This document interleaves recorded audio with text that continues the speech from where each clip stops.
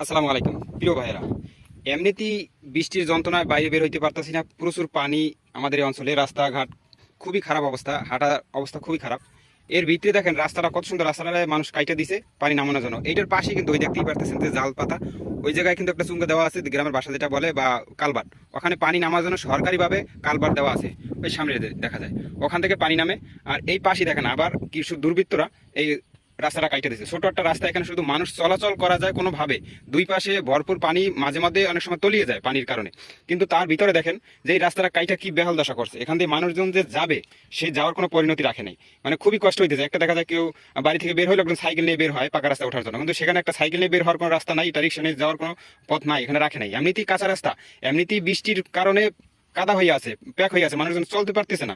তার ভিতরে দেখেন ওখানে একটা চুঙ্গা আছে, পানি নামানোর জন্য একটা সরকারিভাবে ব্যবস্থা আছে, তার ভিতরে এই রাস্তাটা রাতের অন্ধকারে কোন দুর্বৃত্ত কোন অসভ্যরা এইটা কাইটে দিয়ে